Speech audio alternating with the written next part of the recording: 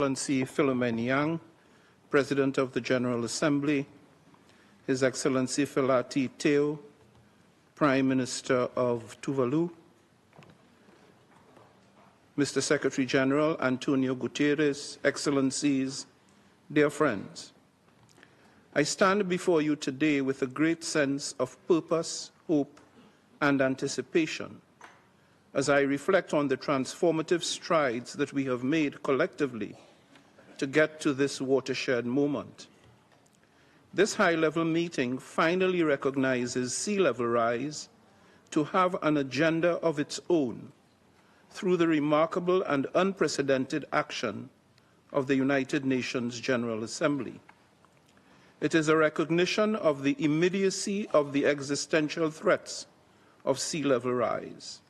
It presents realities, its present realities are unfolding before our very eyes. In this century, many of the small island states and low-lying areas will lose considerable territory to rising sea level.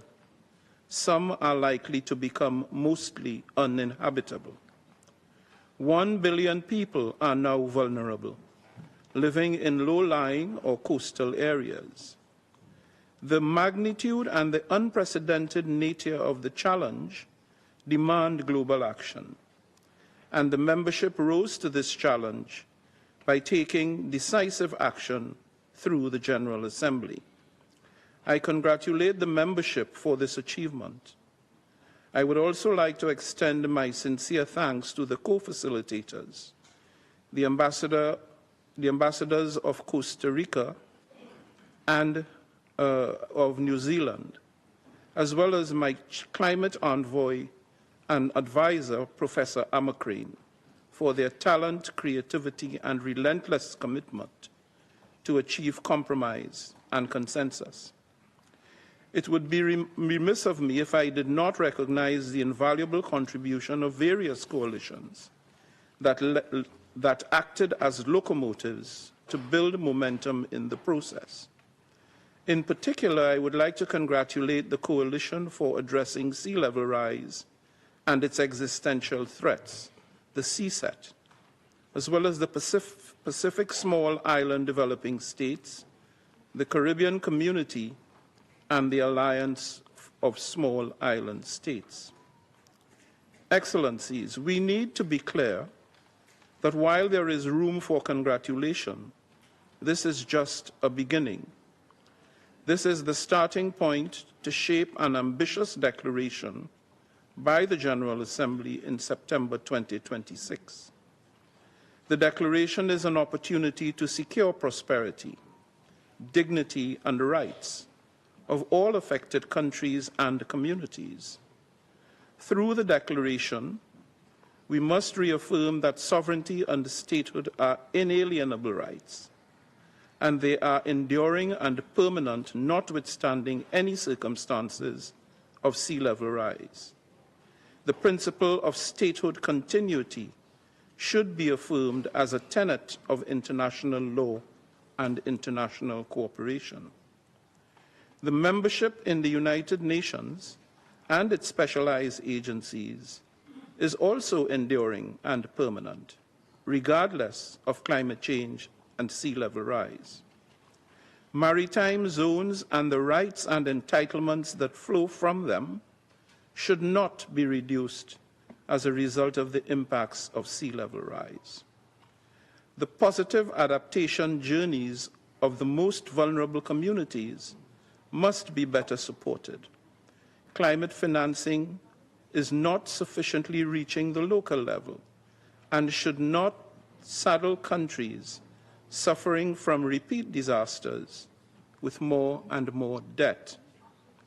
Climate mobility pathways that facilitate movement safely, orderly, and with dignity are needed.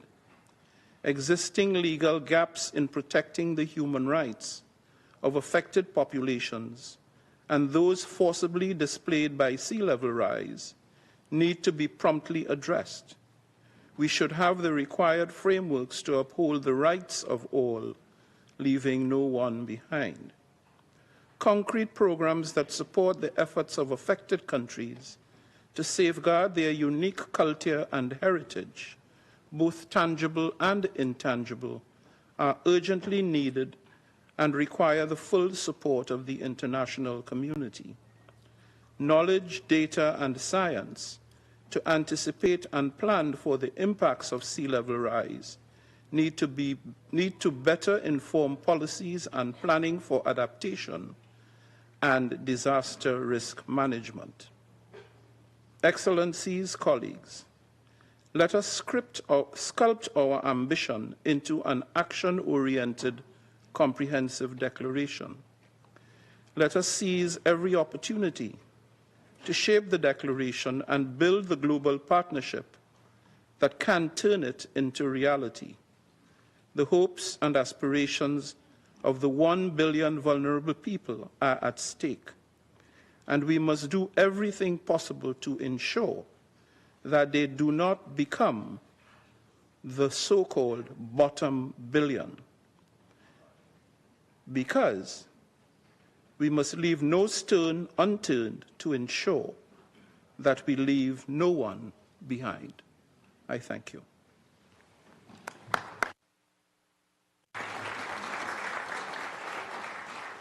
I thank the President of the General Assembly at his 78th session. I now give the floor to His Excellency Feleti Tio, Prime Minister of Tuvalu.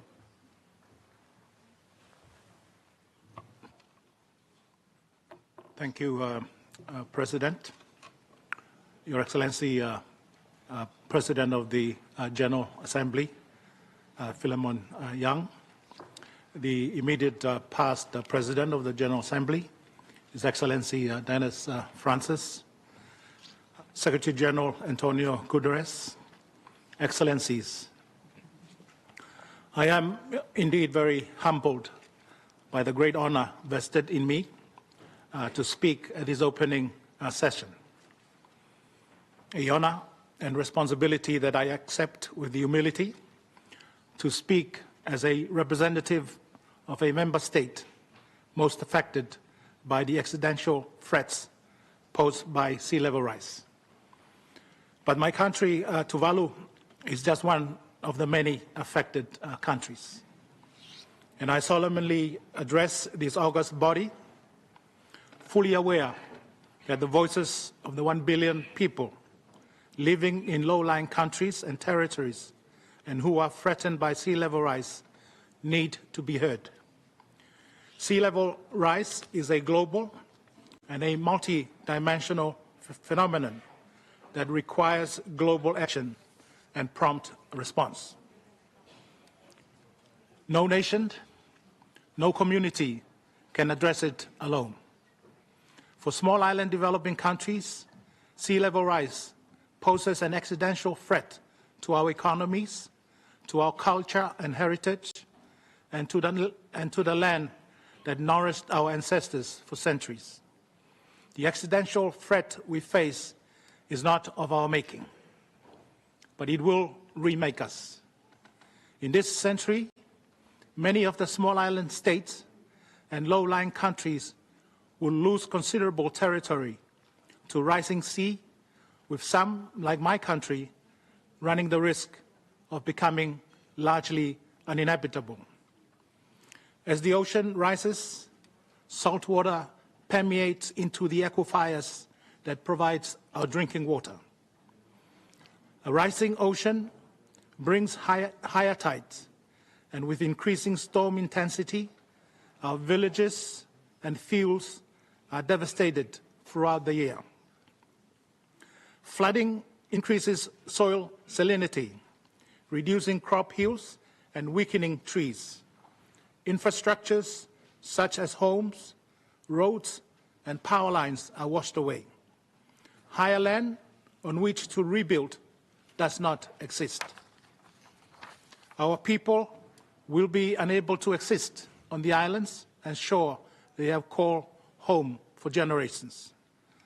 Livelihoods are destroyed, families gradually move, community cohesion is tested, heritage is lost, and eventually the very fabric of our nations become increasingly threatened.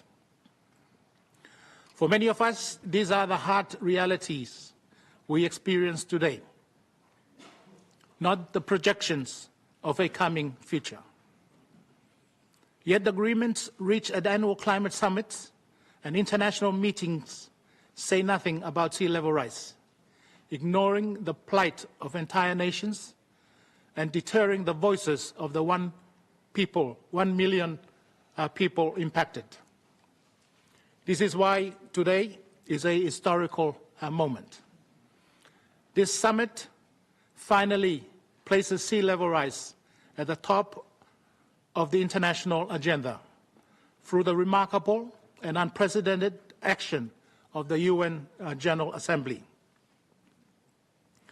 And I congratulate President Francis, his climate envoy, Professor Amagrain, and the co-facilitators, Ambassador Chan of Costa Rica and Ambassador Swalka of New Zealand, for this important achievement.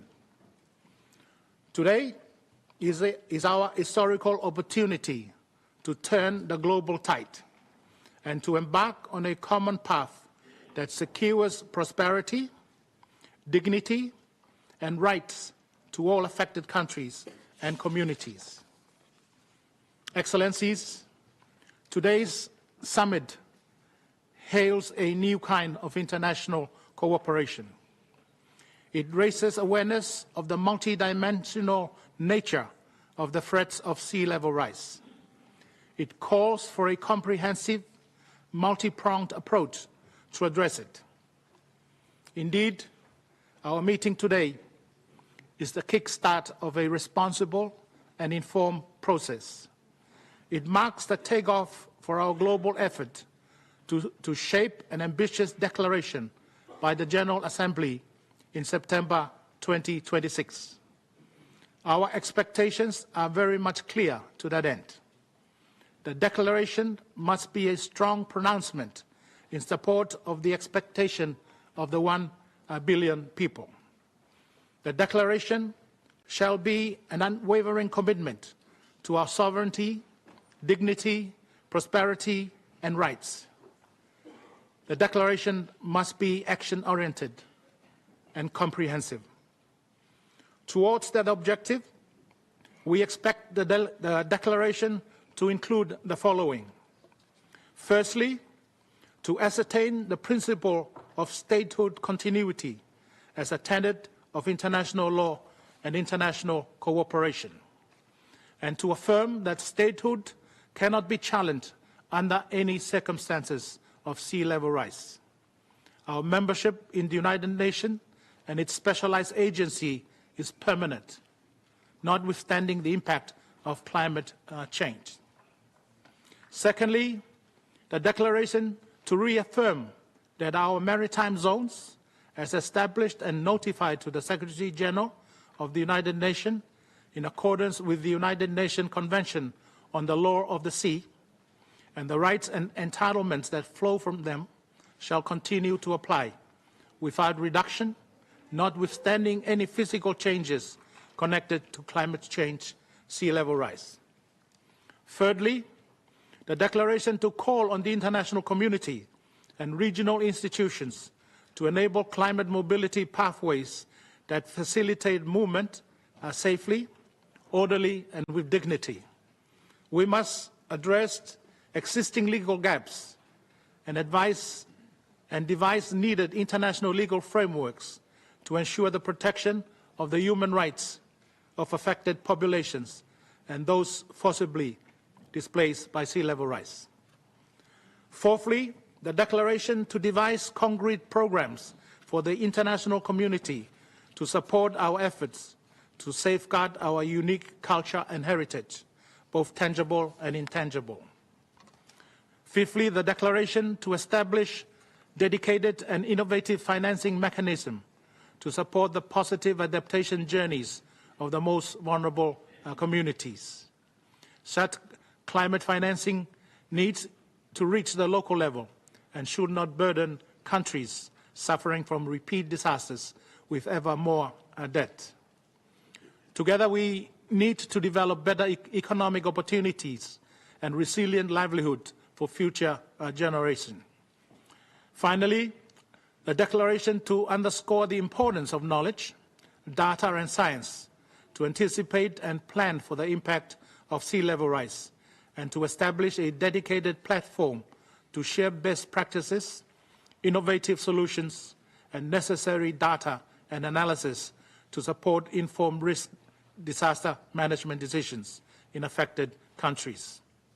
Excellencies, addressing sea level rise will merely be an aspiration without new partnership that can ensure higher collaborations, common purpose, and collective effort. We welcome the launch of the Community's Climate Adaptation Facility that will provide climate quick impact grants to our affected community.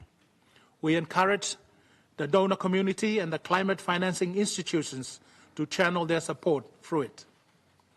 Further, I invite you to join the Coalition for Addressing Sea Level Rise and its Existential Threats, co-chaired by Tuvalu and Germany, and pressed forward by a group of 10 strong champions, including Morocco, Romania, South Korea, Malta, Denmark, Costa Rica, Palau, Antigua and Barbuda, New Zealand, and Bangladesh.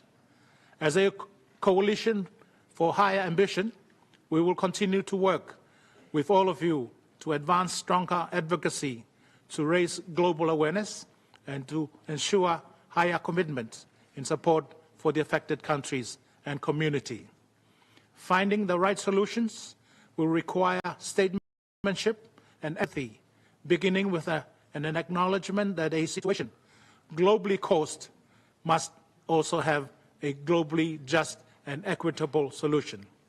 The international community needs to act now. We cannot afford to wait any longer. I thank you all and wish the high-level meeting all the success. Whakawhatailasi, Tuvalu Modeatua, Tuvalu for God.